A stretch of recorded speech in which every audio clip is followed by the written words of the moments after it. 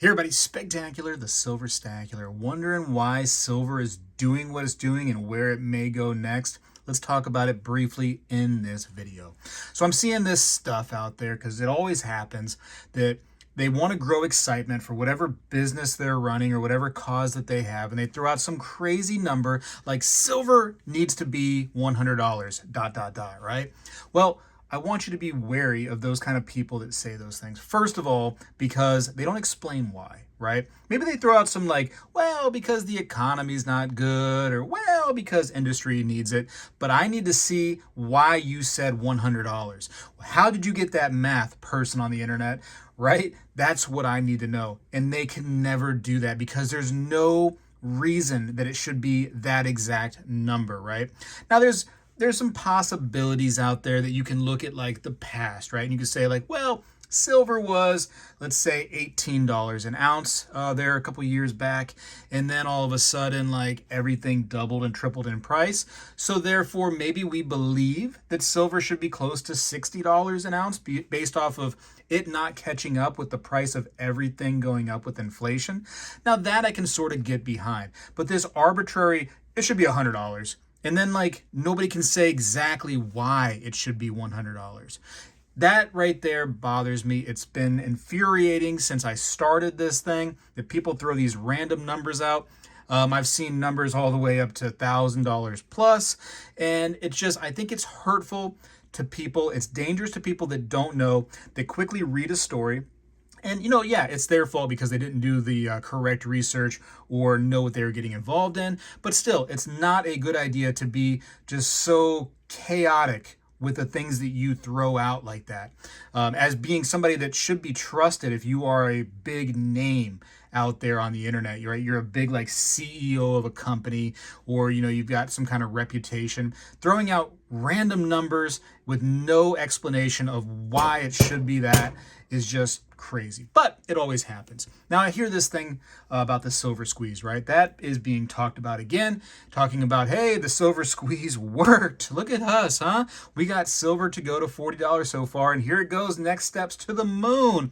Silver squeeze has nothing to do with the rise of silver at this very moment. In fact, the silver that you and I have as investors in the physical stuff is such a small percentage. It doesn't even hardly move the needle in all the silver out there, right? So don't believe the whole, internet hype in some areas about this silver squeeze. It's a bunch of nonsense. It's never done anything to silver, and it never likely will. There's not enough of us that collect the physical stuff to move the needle in that direction. Now, what does move the needle is the need for silver in industry. The need for silver has been something that's been growing for a long time. Ever since we've been getting more and more technologically advanced, silver has been a need in industry.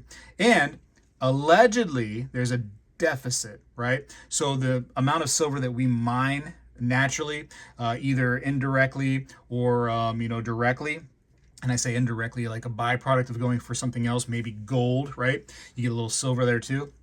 But that industry, or that amount of silver that is mined is much, much, much less, allegedly, than the overall need. So where do we get the extra silver that we're going to need?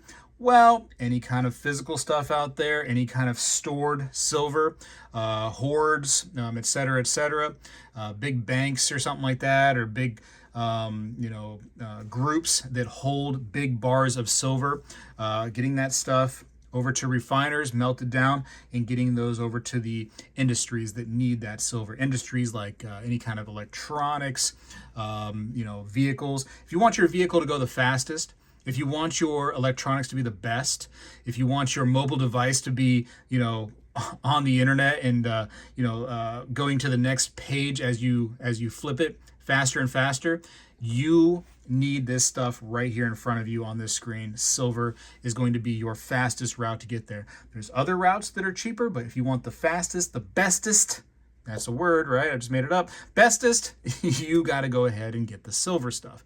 It is what it is. And the need for that is not going down by any means. The industrial need for silver is going up, up, and away. And so that's something that's here to stay. And allegedly the deficit, the amount that we mine, is much less than the amount that we need year after year. Now, I will say that because silver has risen pretty quickly in the overall grand scheme of things, silver-wise, in the silver charts, and not even like a nice spike like happened in like the 80s, right? This is like a nice, a little bit more steady than usual for those big spikes. And so this right here, this nice steady increase, it's interesting because we had a ton of this stuff being sold during that steady increase at all different levels and just getting melted away, right? The great melt of 2025 as the price began to increase. 2024 and 2025, of course, there was a lot of melting being done. Still a lot of buying, but I would say the refiners were just working overtime, just melting stuff down and getting it out to industry that needed it. So you have to wonder just how much stuff was melted and where it went. Was that melted physical silver? Was it also stored by big whales in this industry right here, this silver industry? Was it being hoarded away by some big banks trying to bank on the price of silver? We don't know. The manipulation of silver is a real thing. It has happened before. People have went ahead and paid fines, been sued, et cetera, because of manipulating silver. So we know it does happen. So it will likely happen again. And hoarding silver in big amounts, you know what I mean, as a way to, maybe invest. A company doing that, that's not necessarily manipulating silver. So they could definitely, go to those refiners and say, hey, all these 1,000-ounce bars you need, I need as many of those as I can get a hold of, and here's my money. And they can do it way more than just you and I, the little collectors on this quote-unquote silver squeeze business. So just so you know, silver squeeze is shenanigans, but it'll be talked about forever because, 1,000 people that seem to collect a couple hundred ounces think that for some reason they're moving the needle, which that is just a bunch of hullabaloo, and they're just trying to hornswoggle you. So don't believe in all that nonsense. But that being said, silver still, I think, is a good investment. And you say, whoa, spectacular. People say it's not an investment. It has proven itself as an investment. By definition, it is an investment. You don't like to hear that word because hedge sounds much better, right, for what it is. But it is still a type of investment, and I still think it is a great thing to add to your portfolio in responsible amounts. Just be careful because we're at this level right now, which has only been tried a few times in silver's history. So don't get carried away. You want to stack, just a little bit, week after week, month after month.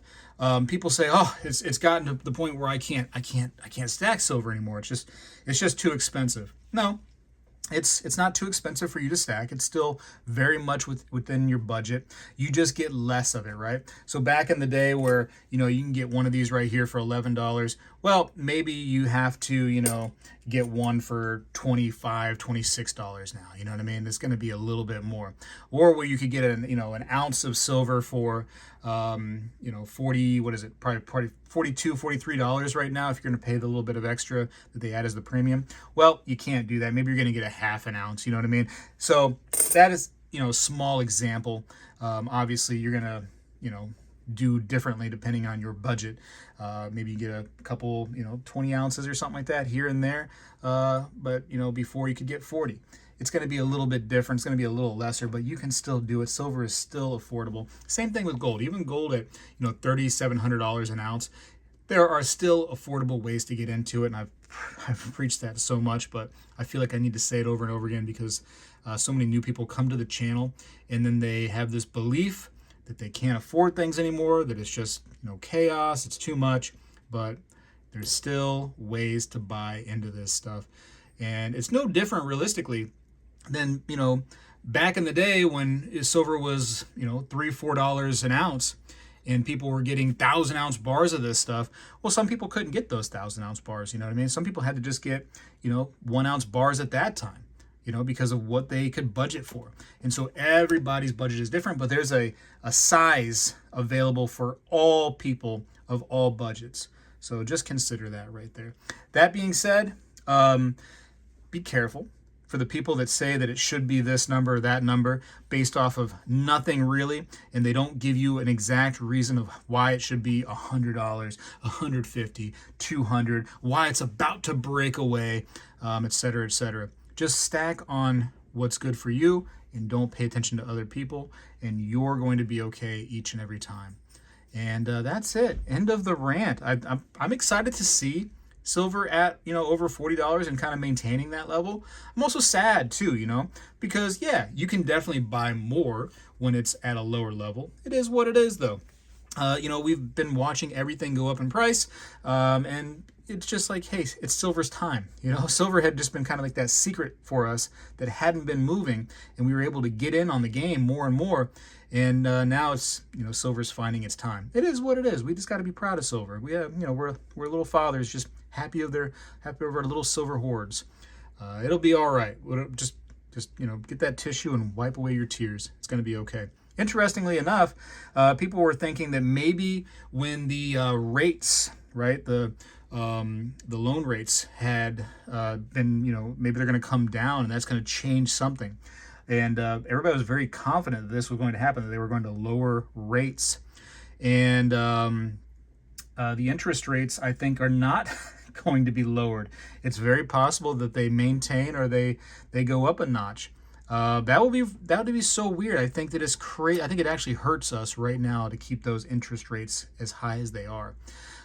We need to bring those down and let people, get access to some money so they can get things like housing, and it's just so sad. So sad out there right now. Anyways, I got to go for now.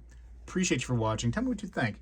Tell me if you just, those people are crazy, for saying those crazy numbers, but you just go and listen to them because you just want to see what they say, but you know better. You know better, right? Spegtacular is out. Well, hello, everybody. I seek to educate and entertain through my journey of collecting coins and stacking precious metals. I encourage you to subscribe and please stay with me on this journey. I am Spegtacular, the Silver Stacular. When I was a kid, we did this every day in school, and I believe we need to bring this back a little bit, and I'm going to start right now. I pledge allegiance to the flag of the United States of America and to the republic for which it stands, one nation, under God, indivisible, with liberty and justice for all.